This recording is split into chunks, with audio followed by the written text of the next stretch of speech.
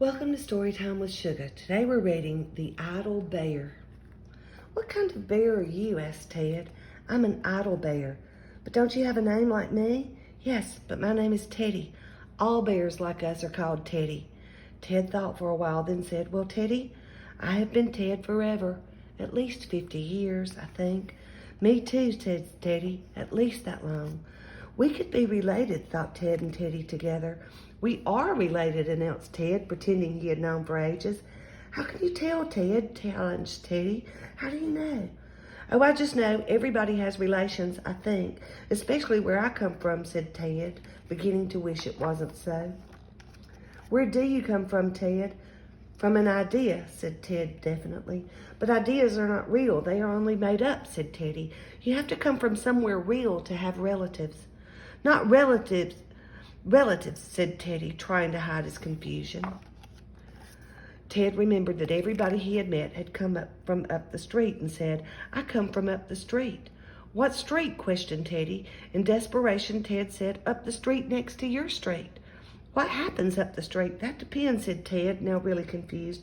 That depends on everything else that happens. That should do, thought Ted. Like what? Demanded Teddy.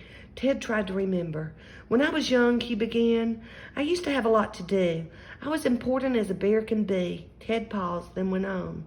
Later, I was put away and taken out, and put away and taken out, and put away where? Interrupted Teddy. In a box. What sort of a box? A bear box? I don't know, said Ted. Just a box. Oh, said Teddy. Have you got a growl? Said Ted.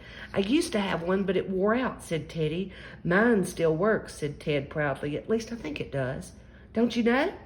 That depends, said Ted. That depends on what I do. If I stand like this, it works sometimes. Ted stood on his head as best he could. Then he bent backwards.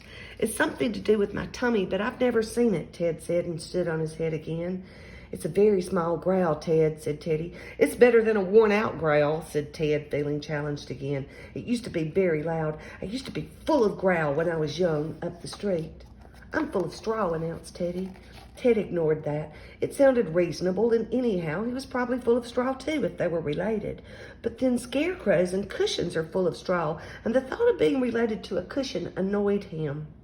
Ted was still thinking about cushions and scarecrows when Teddy startled him by saying, Dogs. What about dogs? Said Ted. Dogs come from up the street, announced Teddy.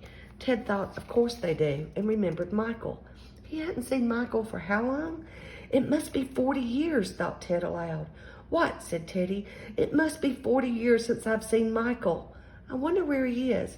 Michael who? Michael Wood, the dog next door, up the street. Oh, said Teddy. Why do you wear that bandage? Asked Teddy. Ted looked sadly at his bandaged wrist. Oh, just because my paw wore out, he said. Like my growl wore out, I suppose, suggested Teddy, glad that Ted was not perfect. I suppose, said Ted, still searching for a clever reply. Then he had an idea. He gives me a worldly look, he explained. What does? Demanded Teddy. My bandage on my worn-out paw, said Ted. With that and me together, he went on, I am a worldly bear. He remembered that somebody once had admired him and shaken him and told him he was a worldly bear. What's a worldly bear? Asked Teddy.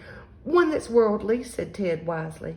He was quite content just being worldly without having to explain what it meant. That's part of being worldly. I'm an idle bear, said Teddy. I know, said Ted. You told me so.